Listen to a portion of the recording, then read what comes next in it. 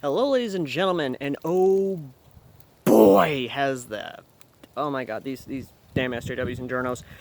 Even some YouTubers have come out against Falluja, 6 Days in Fallujah, a game that was mired in controversy the day it was supposed to come out in '09.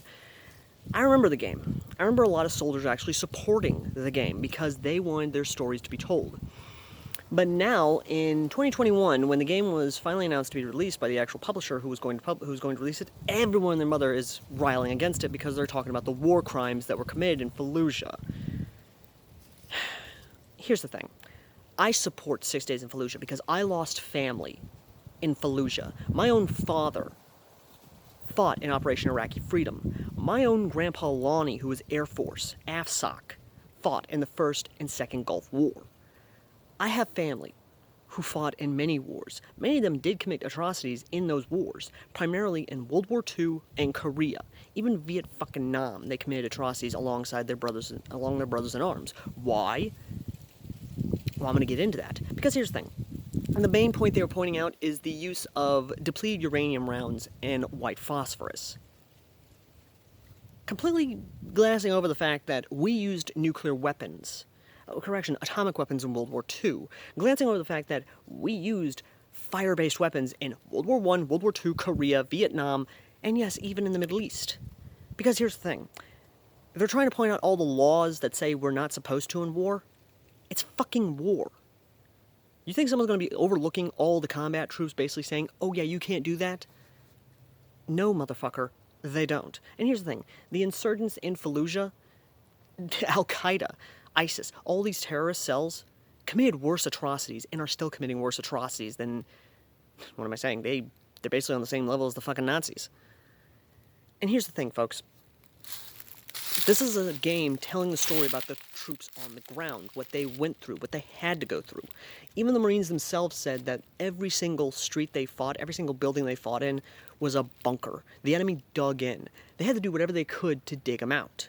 To basically, quoting my grandpa who fought in Vietnam, when we found a rat hole or we found a spider hole, we had to either burn them out or smoke them out.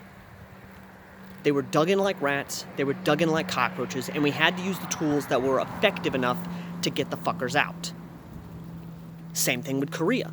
Same thing with the Japanese during World War II. The Japanese dug in, and we had to do everything we could to get them out. If that meant using flamethrowers and high-ordnate explosives, then yes, we used it.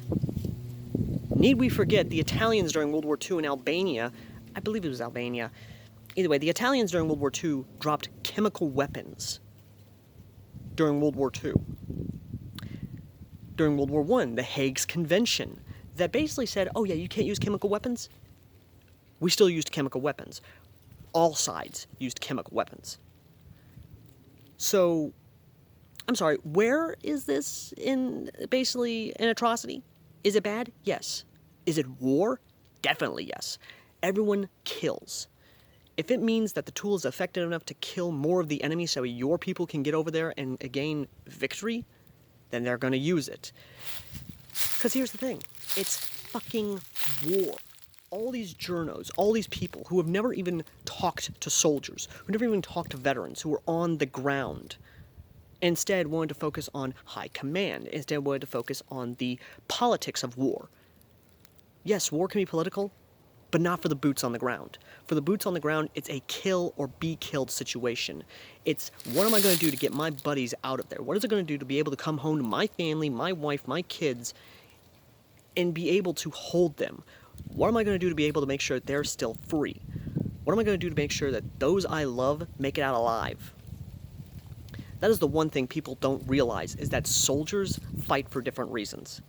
My family fought in Falluja to make sure that me and everyone else in my family were protected, were safe, stayed free, and made sure that no terrorist son of a bitch ever laid their hands on us. Did some of them do some atrocities? Did some of them use white phosphorus to burn out the bastards out of their little bunkers in those buildings? Yes. I'll happily admit it. Yes, some of them did. I've even talked to a few of them. And whenever I brought up Falluja, a lot of them wouldn't talk about it. My own father won't talk about what he did in Operation Iraqi Freedom because that shook him up that much.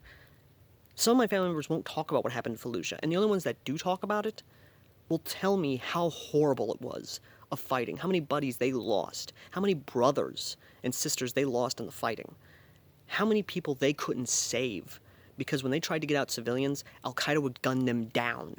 Some of their evac points for civilians would be attacked openly.